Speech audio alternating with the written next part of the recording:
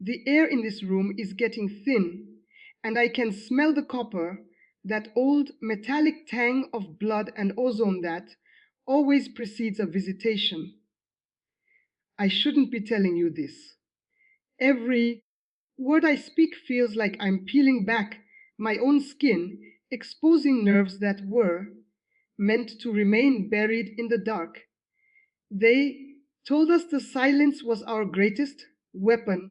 They told us that the moment a secret is breathed into the light, the person who breathed it becomes a target of the very shadows they once commanded.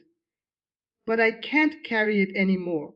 The weight of the faces I've seen, the houses I've circled, and the sheer paralyzing terror of what I encountered when I tried to cross lines I wasn't meant to cross.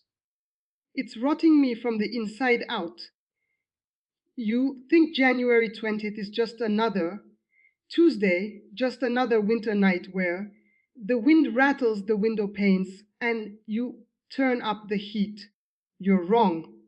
In the deep structures of the kingdom eye, serve dates aren't just markers of time. They are geographical locations in the spirit. January 20th is a hinge. It is a midnight portal, a thin place where the laws of physics and the laws of the unseen grind against one another. While you are sleeping, tucked under your synthetic blankets, there are those of us, those who are like me, who are standing in the freezing mud, eyes rolled back, calling into the void for things that have no names in your language.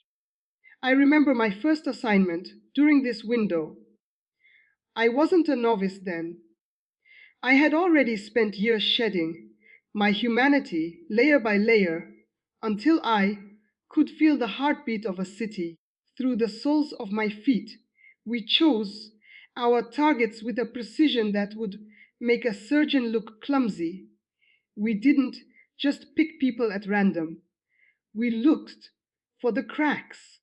We looked for the bitterness that sits in the back of a throat like bile, the unspoken resentments between a husband and wife, the doors left cracked open by curiosity or vice. We would watch from the periphery, standing just beyond the reach of the streetlights, mapping out the spiritual geography of a neighborhood. But then there were the forbidden homes. I need you to understand the visceral, gut wrenching fear that comes with finding a forbidden home. You're walking down a street. The astral winds at your back, feeling the surge of a power that makes you feel like a god. And then you see it, a house. To your eyes, it looks like any other.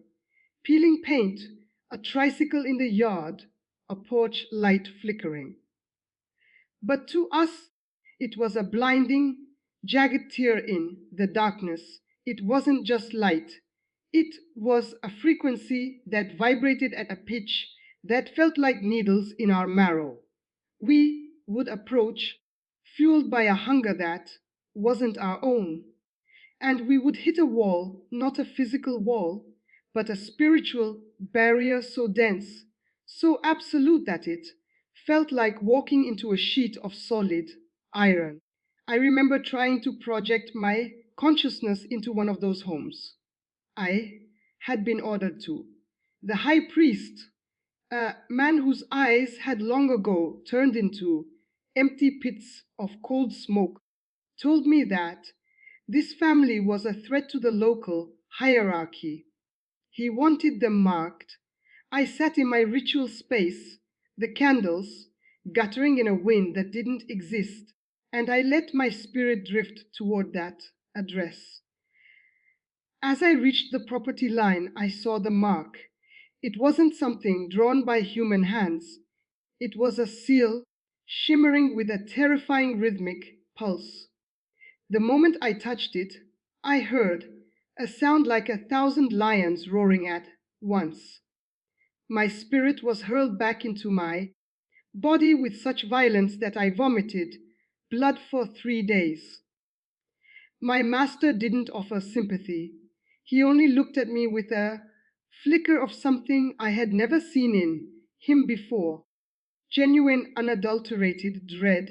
He knew, we all knew. There are laws that govern the darkness, laws that are older than the earth itself. One of those laws is the law of the boundary. If you attempt to violate a home that has been sealed by a specific kind of authority, the rebound is irreversible. You don't just fail, you are con. Soon, by the attempt, I watched a colleague, a woman who could move objects with a whisper, try to place a curse on a child in one of those protected homes. She didn't even make it past the gate. She collapsed, her eyes turning white, her mind snapping like a dry twig. She spent the rest of her life in a catatonic state, whispering the same three words over and over. Words that described a fire that doesn't burn wood, but burns the very essence of a soul. What the dark agents never want you to know is that they are terrified. They act like they are in control, but they are constantly looking over their shoulders.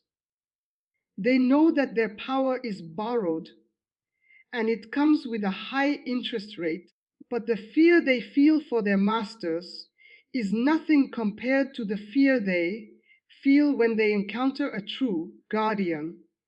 I've seen entities that would make your heart stop from pure shock, horrors that crawl in the spaces between seconds, and even they would recoil, hissing and shrieking when they encountered a person who walked in a certain kind of light. I remember a night in late January, the air so cold it felt brittle. We were gathered in a basement that smelled of damp earth and old rot. We were trying to tear open the portal for the 20th to let in the architects of the coming year. Everything was going according to the rites. The chants were locked in a perfect dissonant harmony. The cymbals were glowing with a sickly bruised purple light. And then everything stopped, not because we stopped, but because the atmosphere changed. It became heavy, thick, and impossibly clean. One of the younger members started screaming. He wasn't screaming in pain. He was screaming because he could see what was standing in the corner of the room.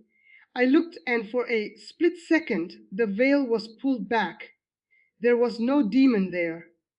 There was a presence. It was silent. It didn't have a weapon. It didn't need one. Its mere existence was an affront to everything we were doing. The darkness in the room began to fold in on itself, retreating like a tide. The architects we were summoning, beings we thought were invincible, fled like rats from a burning ship. That was the night I realized we were on the losing side. Not just losing, but utterly, hopelessly dwarfed. The spiritual laws we thought we were using to manipulate reality were actually the very things that were trapping us. Every time we tried to strike at a truly protected soul, we were chipping away at our own existence. There is a price for every shadow you cast, and the price is always your own light, until there is nothing left but a hollow shell. I see the marks on my own hands now, scars that won't heal, symbols that were etched into my skin during initiations I can never take back. They pulse whenever I get close to the truth. They are pulsing now. The room is getting colder, and the shadows in the corner are beginning to lengthen, stretching toward me like fingers. They don't want me to tell you about the 20th. They don't want you to know that your prayers, the ones you say with a heavy heart and a tired mind, create a resonance that shatters their workings. They want you to think you are defenseless. They want you to believe that the world is just a chaotic mess of accidents and cruelty. But I have seen the mechanics of the unseen. I have seen the way a single, whispered name can dismantle a curse that took months to build. I have seen the terror in the eyes of a high ranking occultist when they realize they've accidentally targeted someone who is known in the higher realms. The consequences for me, they're already starting. I can feel the pressure in my skull. The silence I broke is demanding to be restored. I remember the high priest's final warning. If you ever speak of the seal, if you ever tell them why we fail, the void will come to reclaim the space you took up. I didn't believe him then. I thought I was too powerful to be reclaimed. How arrogant, how foolish. We were and ever powerful. We were just conduits for a hunger that can never be satisfied. If you are reading this, if you are hearing this, you need to understand that the protection isn't a myth. It's a literal, functional reality that we had to calculate into every operation. We had maps of cities where certain blocks were just blacked out, no-go zones. We couldn't even see into them using scrying mirrors. They were opaque, shrouded in a brilliance that blinded our inner sight. We told ourselves it was a clash of energies, but we knew it was a higher authority. The portal on January 20th is designed to tether people to the darkness for the rest of the year. It's a night of legal claims where spiritual debts are collected and new ones are issued. But the portal works both ways. The same thinness that allows the shadows to creep in also allows for a total severance. If people knew that, if they knew they could simply refuse the invitation, I can hear it now, a scratching inside the walls. It's the sound of the law being enforced. I've violated the pact. I've revealed the secret of the forbidden homes. I've told you that the invincible ones are actually shaking with a fear you can't imagine, a fear of a light that doesn't just expose, but deletes. I'm looking at the clock. It's almost time. The copper smell is so strong now I can taste it. My hands are shaking so hard I can barely hold the. They're coming to close the door. They're coming to make sure the portal stays one way. Don't let them. The seal, you have to understand, the seal is not a symbol. It is a living, breathing architecture of fire that surrounds the soul. I can feel the shadows in this room recoiling just from me thinking it. But I have to finish this. When we sat in those circles, we were taught that the human will was the ultimate law, but that was the grandest lie of all. There are hierarchies of power that make our most ancient rituals look like children playing with matches. We were terrified of the backlash, not just a spell going wrong, but the moment when the darkness we sent out hit one of those protected perimeters and was reflected back with 10 times the velocity. I have seen masters of the craft reduced to weeping hollowed out husks in a single night because they tried to touch someone whose name was written in the book of life. They didn't just lose their power, they lost their sanity. They became marked by the light. And once that happens, the kingdom of darkness treats you like a virus. They will hunt you to keep you from revealing that their dominion has limits.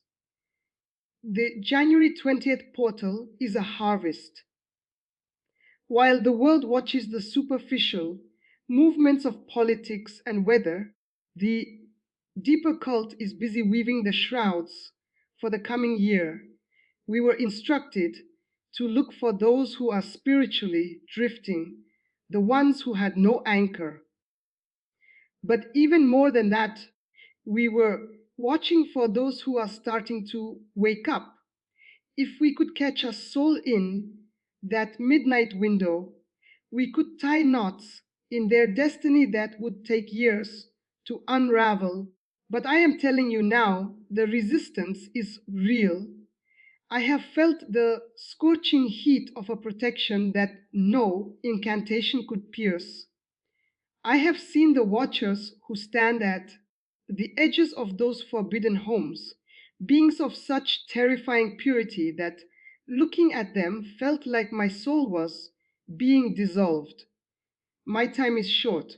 The atmosphere is thickening and the pressure in my chest is becoming unbearable. They don't want this truth to reach you because the secret exposed is a weapon broken. If you have ever felt that sudden inexplicable shiver of dread in the middle of the night, or if you have stood in a place and felt a no vibrating in your very bones, do not ignore it. That is the spiritual law protecting you. You must understand that the darkness is not an equal opposite to the light. It is a tenant being evicted. You must carry this warning forward. Do not let this testimony die with the silent. See, they are trying to impose on me. Share this message with everyone you know who is seeking truth. For the more this knowledge spreads, the weaker their portals become. If you have felt this spiritual resistance, if you have sensed a protection around your home that you couldn't explain, or if you have witnessed the darkness retreating from a simple word of authority, comment below. Your testimony adds to the light that blinds them. Speak now while the window is still open. They are at the door. I can hear the handle turning. Share this. Tell them. Tell them the fire is